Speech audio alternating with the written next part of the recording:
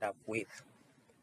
Um, so the elites especially saw the traditional lifestyles practiced by Native Americans as backwards, as not fitting of new modern states, because they are committed to rapid modernization. Um, so peasants were seen as endemic of a country without a coherent form. Now, again, you have to keep in mind that this is a time when Europe is modernizing, and you still have to keep in mind the connection between, for example, Spain. We have talked about the peninsulares a lot, and these new nations. But even coming to, um, and so these disparate and synchronized interests, or maybe divergent interests between the native landowners and villagers and so on, kind of went against those of the elites who really want to modernize. But then we have to actually ask ourselves, what do the villagers see themselves as in these um, elites, elites versus villagers? So they thought that their traditions were essential to their survival. And of course, we do focus a lot on individual traditions and so on, our community traditions. So if you know much about or um, anything about Native Americans, you'll probably remember that most of the communities will have a powwow in April. And so these traditions are seen as part of their identity, as essential to survival, and as barriers to land and those who coveted their land. Again, you only have to look at the US example and see how Native Americans were dispossessed, and sort of see how um, native populations would see themselves as bastions and the guardians of their traditions and so on. Um, so liberation disrupted what had existed for almost 300 years. So even though some of these communities were not necessarily um, subdued until almost the 1600s, colonialism lasted almost 200 years. And so that was the established social order. Now, independence comes with some challenges. Some of those challenges include, for example, um, civil wars. I have mentioned, for example, in Venezuela, there were almost 50 leaders within a period of 90 years. And so you can see, a lot of them assassinations and other causes of being kicked out of power. But so we see civil wars that devastate whatever um, export sectors there were. But again, we have to remember that the export sectors, to some extent, were dominated by colonialism, and so independence and liberation take away that source of labor. And so, what then happens to the new elites? So we see a gradual, and again, there are so many parallels between like South America and the southern parts of the United States. So think about the end of slavery and what it does for the South. And we see quite significant decline in mines and plantations, because now you could only pay people fairly. You couldn't really take advantage of them, except maybe in Brazil. And so when you sort of think about elites who had depended on this labor and now it's gone, their fortunes decline. Um, so they sometimes had to shut down. Now, the question is, was this good for poor people? If you, this is probably the moral argument that would be challenging to make otherwise.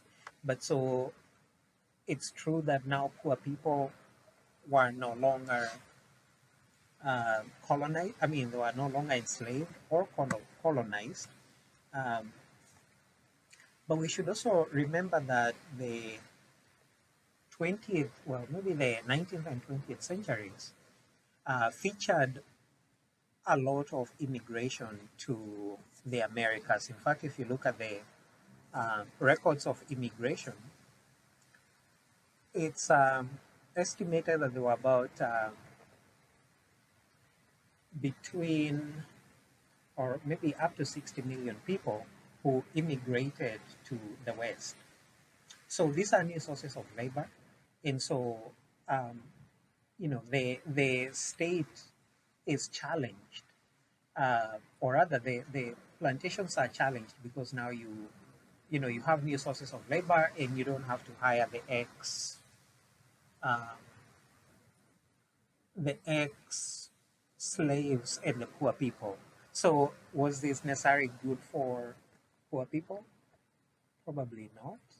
Um, but again, if you compare this with the South, the end of slavery and sort of like press ganging people into labor with the nuisance codes, but with the newfound freedom, a lot of former slaves would not want to work for these for their former masters. Even though in some places, like in Brazil, we'll see this continue to happen. Now, for the state, this wasn't good because there's less sources of taxes, even though they put in other new taxes like poll tax and head tax and so on. Um, but again, the state is, and again, we have to sort of think about the questions of citizenship. So, who became citizens? And it is not the case that the poor people uh, necessarily became citizens. So the paradox of liberation is that while people have liberation and they control their own labor, they have fewer places to sell it, and um, you see the plantation owners refusing to hire them. Now, of course, they would have liked to have for them for free, but that wasn't going to happen, and so we have to sort of think about the new states in the context of some of these challenges, some of the new forms of administration and the sources of power and networks that the Caudillos will actually create. Um, so we can actually sort of maybe summarize this and say that while the Caudillos actually pay attention to the needs of their networks and their supporters, the central state wasn't formed. The state, as we might think of it, did not see a tradition of statehood established. So there was difficulty in creating systems that denote a modern state. So, for example, economic systems, social systems, even administration. And so we actually see the challenge of creating systems, developing institutions and practices. But again, Latin America suffers from the fate of probably all independent nations. When you take out the existing colonial systems, who is left to where's the institutional memory to continue building the new republic? And so many Latin American countries have to go through this. And so there's a question of whether the Cordillo was a tragedy or was a necessary, maybe part of Latin America given the development of the state. Um, and the jury is out on this. We have looked at some of the tragedies that occur, for example, with with Santa Ana, the loss of territory, and so on. But maybe we should take a look into some of these other Caudillos. So we have talked about Santa Ana quite a bit, and some of the other major figures um, such as Simon Bolivar and Jose San Martin.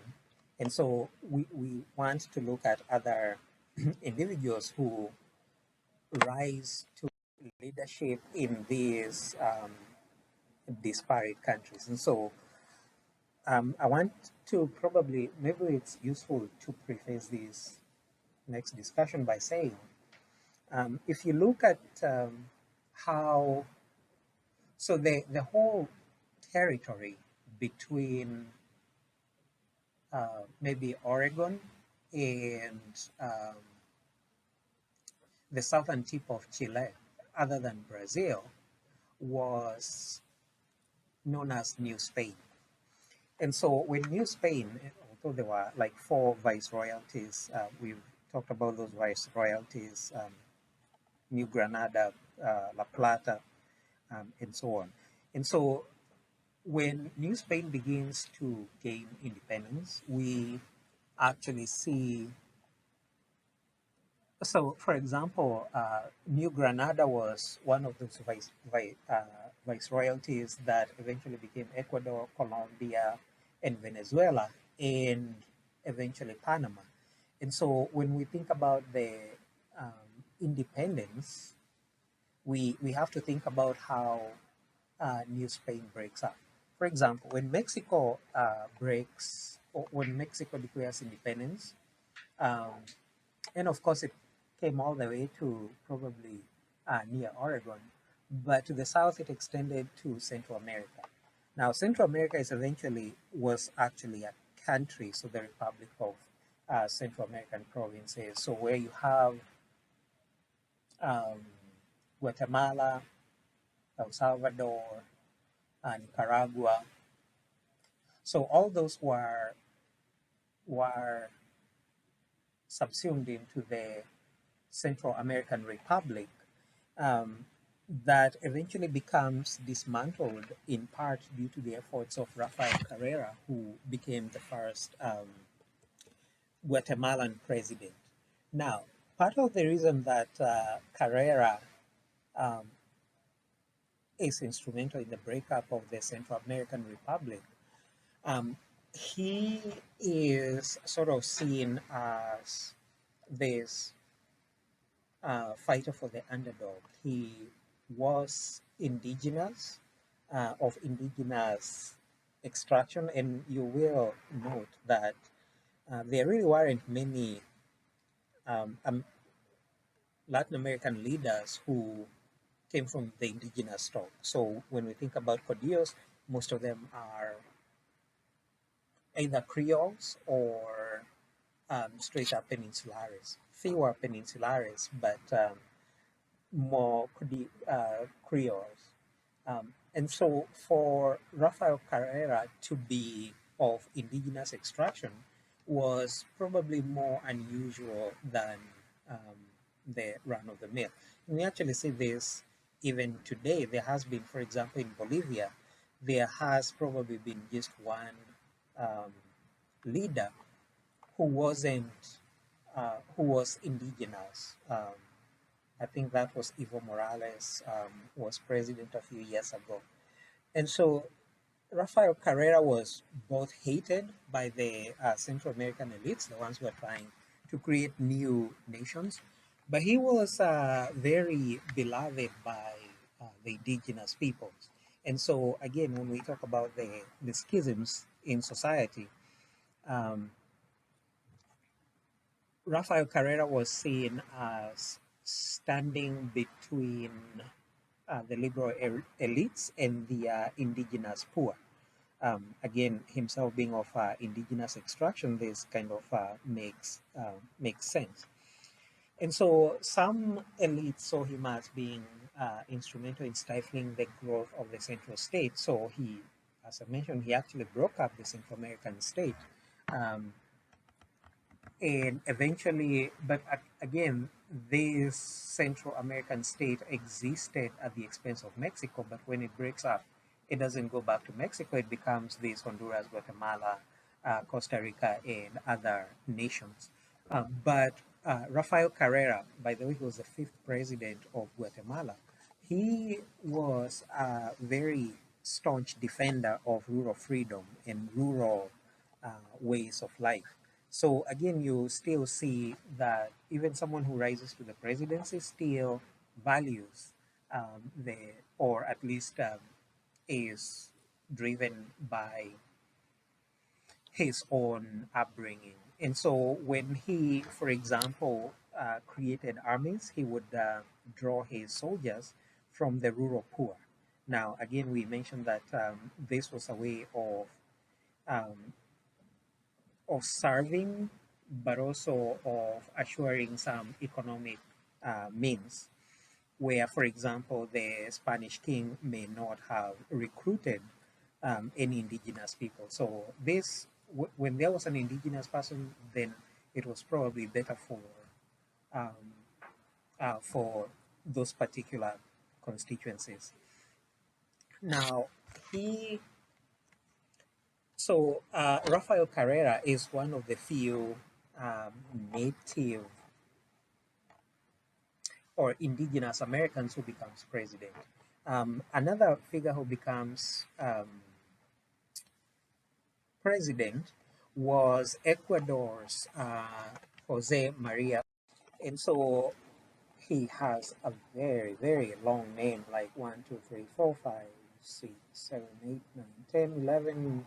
Yeah, his name is 11 names long, but we'll just call him um, Urvina. So he, like um, like Carrera, but for Urvina in Guatemala, he kind of leveraged these inequalities. And so again, if you think about a map of northern, um, the northern part of Latin America, where we have Ecuador, Colombia, and Guatemala. So these are the territories that had the majority of enslaved peoples, but also kingdoms such as the Aztecs and the Incas and so on. And so you see quite a significant population of indigenous peoples. And so he his role, he stood between the state and foreign interests and national elites. And so he um, was able to oversee large patronage systems. So patronato is these patronage systems which existed not only in Latin America. So again, we don't want to necessarily single out Latin America like they were doing something that other countries were not doing.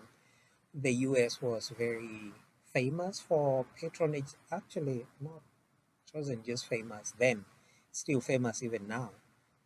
So think about people who donate tons of money to politicians and sort of the benefits they reap, including diplomatic posts and so on. And so this is kind of what we're talking about patronage. And so, for example, Urvina was good at leveraging these systems. He um, distributed political spoils to supporters, and this is what we often call clientelism. So, um, kind of mm, in the same realm as patronage, not necessary of. So if you oversee patronage systems of family, that's what we call nepotism, and so this is clientelism. But there was also the idea of cultivation of closeness, kinship, and so Jose Maria Urvina was pretty good. But so if we, so Urvina especially was quite creative, but also we can probably include Carrera in this. So if we go back to the role of the King of Spain in the colonies, we talked about him as being the arbiter between competing interests. So the king was seen as fair-minded more than colonial officials. And so the Caudillos are actually beginning to try and take over this kind of role. And so they are conjuring the same sentiments as the king towards the colony. So the Caudillo is trying to be seen as above these petty interests, as a benefactor, as and so doing this through symbolic and concrete acts, for example, providing land grants to indigenous peoples and other groups, intercessions between local elites and indigenous people. So, of course, when the government is created, it's going to have officials, and so he is seen as the interlocutor between the these local officials and local population. So sort of like the benevolent king. But also he would grant clemency, which is um, it. I think we might consider clemency to be something like mercy. Um, so think of people who are on death row. Um, and so when they're granted clemency, the punishment is no longer enforced, at least not, not the ultimate punishment. But so the Kodia would actually grant these kinds of privileges and immunities. And so he is acting as a mediator. But mostly we are talking about him granting clemency crimes against or crimes that are alleged to be committed against the state. And so we see the Cordillo sort of stepping into the role of the king, perhaps not necessarily as successfully. Now, so when we sort of think about Carrera and Urvina, we see some similarities. So, for example, both are intercessors between marginalized groups and powerful groups. So, the rural groups and the elites who are trying to make the new state, sometimes with too much zeal. So, like taking people's territory or rather property. Um, think of it as maybe eminent domain, um, especially if the government thought that this was helping um, the integration project. And so both of their sources of power um, were particularly the indigenous peoples, but they also appealed to disparate groups. They both distribute political spoils to supporters. We should probably we'll talk about Argentina and sort of see how some of this became um, almost too much, almost like a cult. But you see some similarities. They mediate between um, the the powerful and the maybe the poor. Um, so they take this role. They win their followers' loyalty. They are involved in both substantive and symbolic acts. Um, so again, there's these comparisons in how they go about, and so we actually see some commonalities between the Caudillos, those things that they do that resemble each other, their strategies, and it's useful to sort of conceive this much better. And so when we think about the ultimate outcome of Urvina and his actions, even to free the Guatemalan or the indigenous Guatemalans, um, the record becomes mixed. But also, we have to think about the formation of the state, and it doesn't appear that he really succeeds very well in creating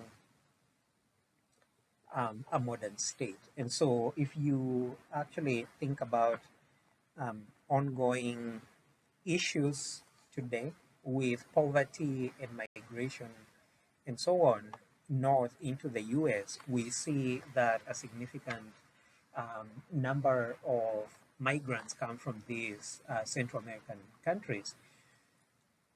These are countries that really never established themselves as modern states. They never established industry. They never established strong, powerful central states. And so these continue to be challenges that um, now we might say that of Central America, but what about the countries that one had maybe less of slavery and more of freedom? So, for example, Argentina. And so we ought to mention that Argentina uh, was the first Latin American region to gain independence or to pursue liberation. And so um, the Buenos Aires, which is the capital of Argentina, the Creoles who were in Buenos Aires actually reject the king's rule, and their goal was to establish independence. And so we actually do see um, the the